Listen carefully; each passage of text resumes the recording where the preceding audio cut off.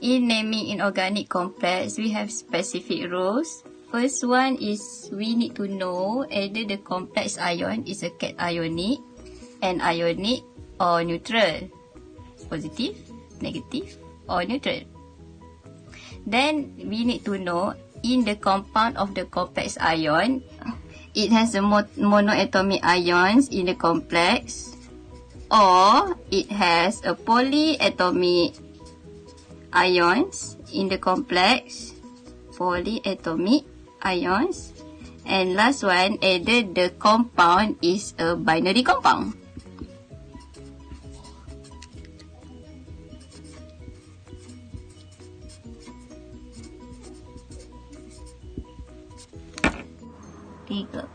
Okay, in order to naming the coordination complex or known as complex ion, we need to identify the charge of the coordination complex. Either it is a cationic or it have a positive charge, or the compound have a negative charge, which is known as an ionic. Okay. The rule of naming the complex will be if the complex is a cationic complex, the name at the metal ion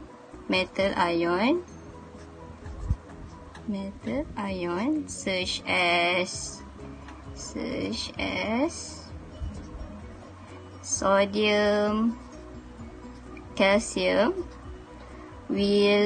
does not have any changes.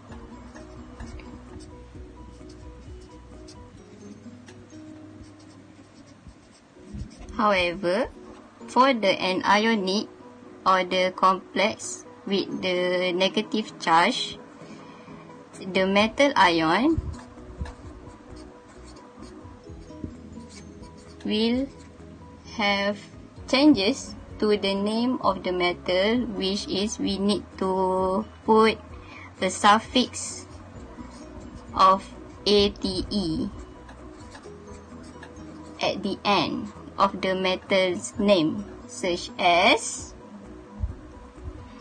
we took as example Na2 and ICl4. So how we want to know either the complex is a negative or positive? We need to calculate its charge. So for this complex ion, the charge would be NiCl4 2-. So it is an anionic. So how we name the metal, which is the metal from nickel will be nickelate.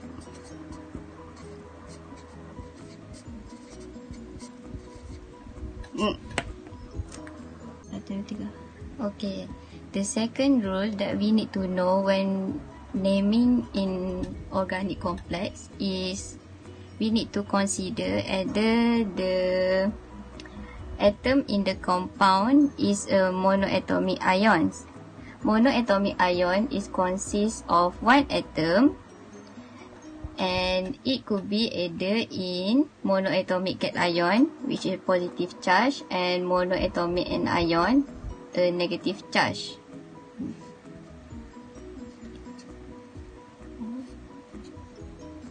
So, monoatomic ions is important because it could be either ligands or transition metal.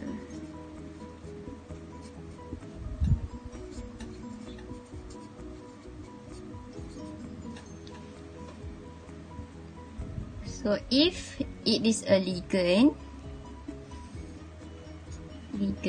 so as example, I take bromine, Br minus, and chloride, Cl minus, the suffix of the naming of the ligand would be O in the end of the name.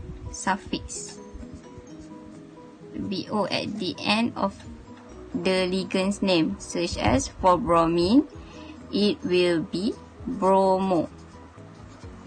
And for chlorine, it will be chloro.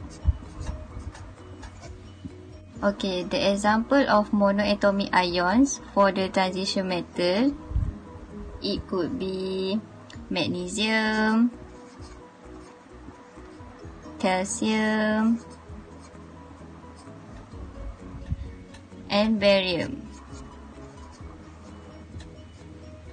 The name will be given according to the charge of the metal complex, as the first rule I explained before. Okay, the third is polyatomic ion. Polyatomic ion is two or more atoms that are joined together by a covalent bonds. Polyatomic ion consists of polyatomic cation and polyatomic anion. Polyatomic ion also act as ligand which surrounds the metal ion. So, for the anionic ligand, we took an example such as sulfate ion, which is SO4 2-. The name of the ligand, if it has the ending of ATE, sulfate, in the naming, we will change the ATE to ATO, sulfato. Okay. For the next example, which is we take the polyatomic ions of nitrite, NO2- nitrite, and ion polyatomic anion nitrite, ITE ending, it will be changed its ending to nitrito. Okay, for the positive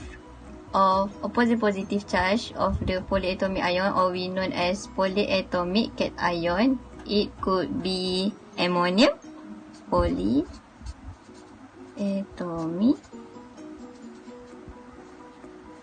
cation. Could be, the example is ammonium,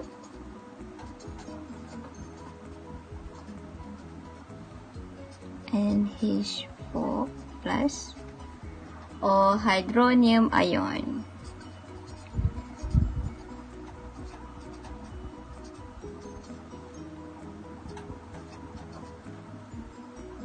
H3O+.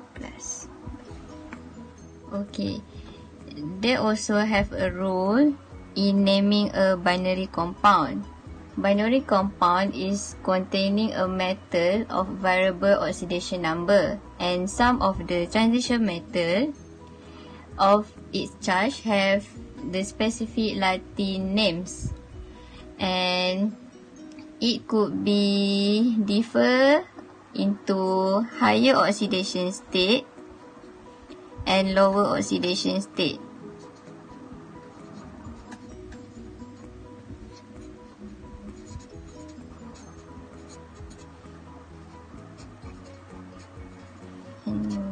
Oxidation state.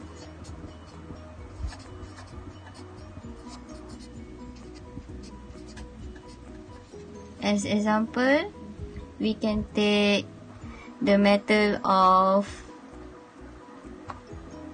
copper 2+ and copper 1+. Copper for the higher oxidation state, copper 2+, and for the lower oxidation state, copper+.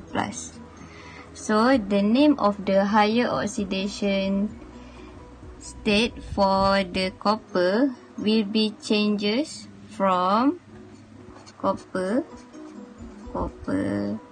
to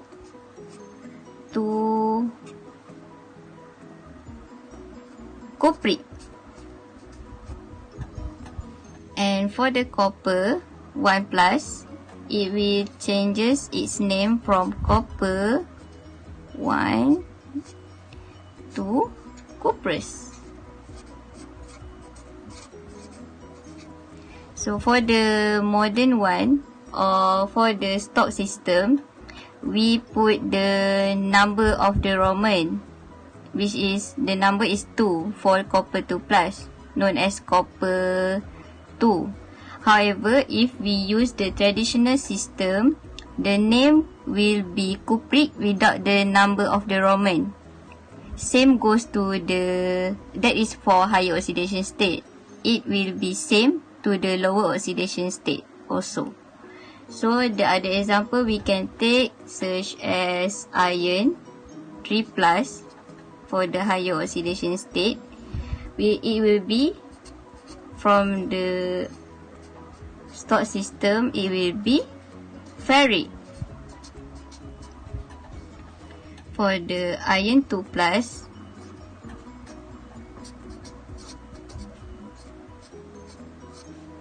it will be ferrous. So the end will be added with IC. And for the higher oxidation state, for the lower oxidation state will be added as OUS. Ferrous, cuprous.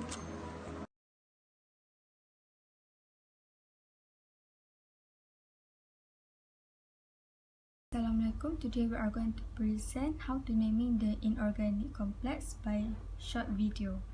So, ligands. What is ligands?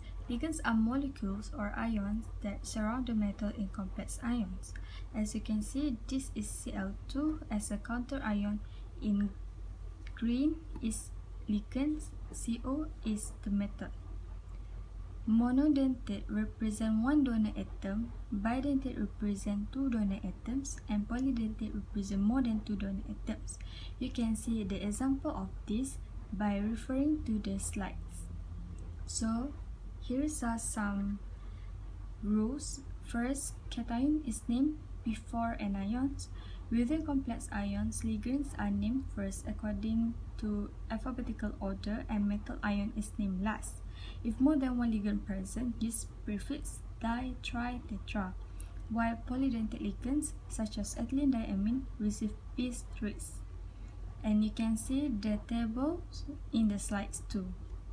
So this is some examples. First, identify the ligands. NH3 and H2O is neutral ligand, which usually called by the name of molecule. So you can see this is 3, so it is tri. Triamine, triaqua, chromium. Calculate the oxidation number and you get 3, chloride. And this is En2. 2 receive bis in bracket ethylene diamine. So anionic ligands ends with O, like bromo, chloro, and binary acid. Binary acid is the aqueous solution of acid with two elements, hydrogen and non-metal. So for naming, first, hydrogen is changed to prefix hydro. Second, non-metallic element name is modified by adding IC. And lastly, word acid is added as a second word. For example, HCl in bracket AQ represent aqueous is hydrochloric acid.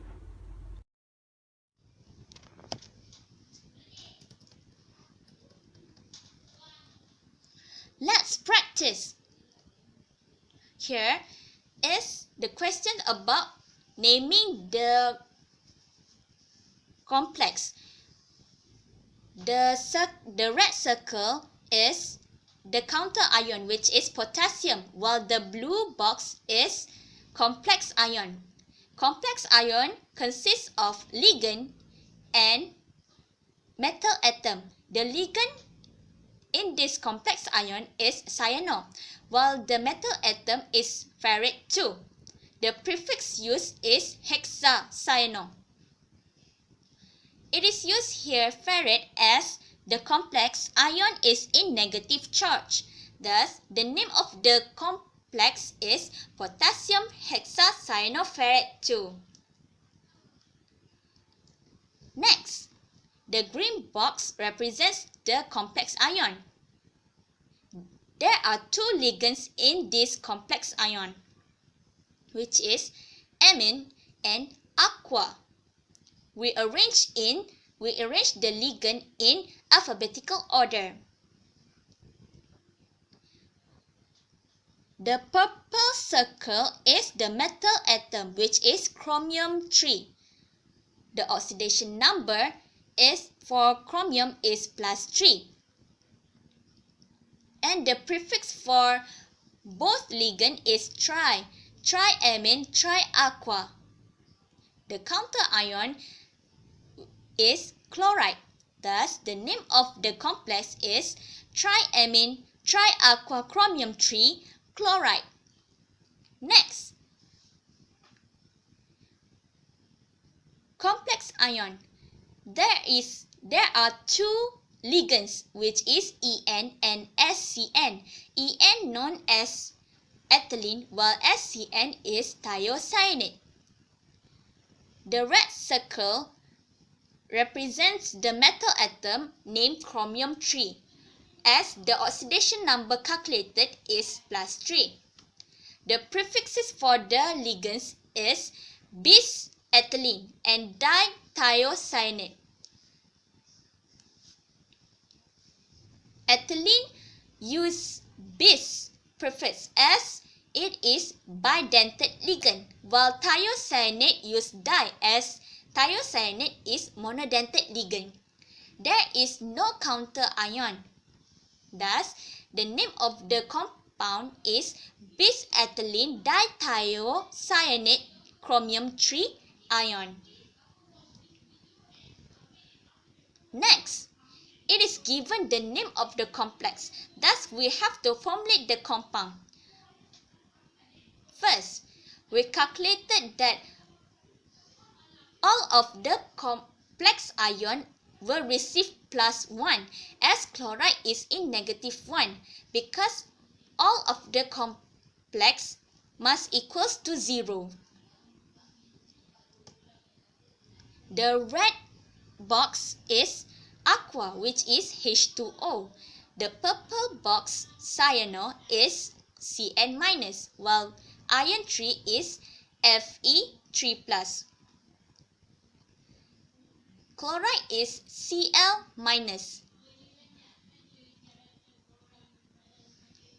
This is the formula for the complex. Next, let's try tetrahydroso cuprate 2 ion. The blue box of hydroso is OH-. The green box is Cu2+. And it has ion. Thus, we have to calculate it and we get -2 for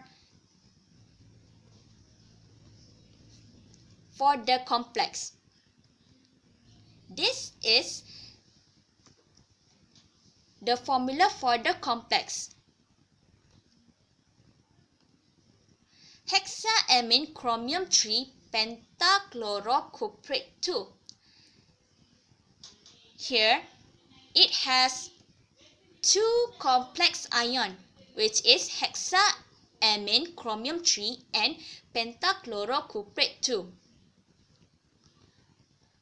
Amine is known as NH3, chromium 3 is Cr3+, chloro is Cl-, while cuprate 2 is Cu2+.